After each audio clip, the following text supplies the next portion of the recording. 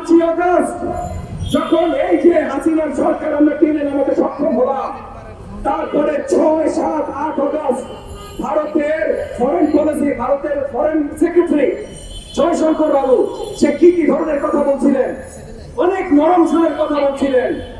উনি বলছিলেন বাংলাদেশে গণ অভ্যুত্থান হয়েছে, আমরা বাংলাদেশের জনগণ যেটা চাইবে আমরা জনগণের সাথে আছি।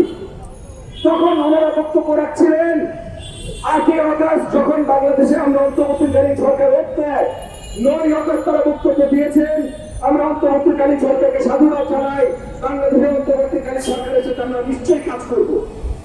একই সাথে যখন হাসিনা তাদের মাটিতে এইটা নিয়ে আমরা প্রশ্ন করেছিলাম বা বিদেশি গণমাধ্যম প্রশ্ন করেছিল, তারা বলেছিল যে বাংলাদেশের লাল পাসপোর্ট নিয়ে এসছে, আমরা বাংলাদেশের লাল পাসপোর্টকে সম্মান জানিয়েছি।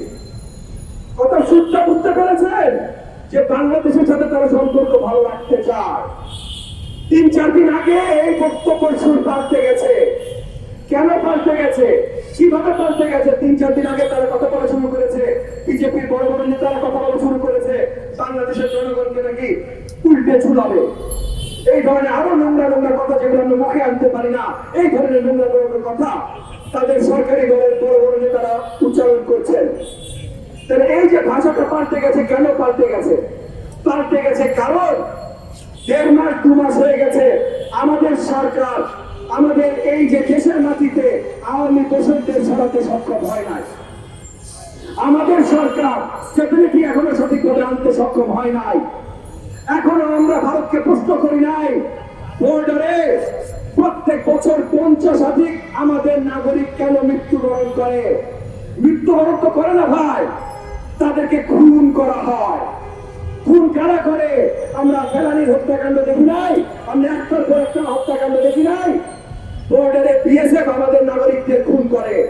এবং এর আগে যখন ভারত হাসিনা সম্পর্ক ছিল তখন হাসিনার লোকাল দোষরা বলতো আরে গরু স্মাগলিং করতে যায় মারা গেছে, গরু স্মাগলিং করতে যায় যদি মারা যায় থাকে, যদি আমার দেশের নাগরিক মরে তাহলে আমার দেশের মন্ত্রীর দায়িত্ব তার জানের নিরাপত্তা দেয়া, সে কেন মারা গেছে এটা চিন্তা করা না। তো আজকে আমাদের অন্তর্বর্তীকালীন সরকারের এই আলোচনাগুলো আসতে হবে।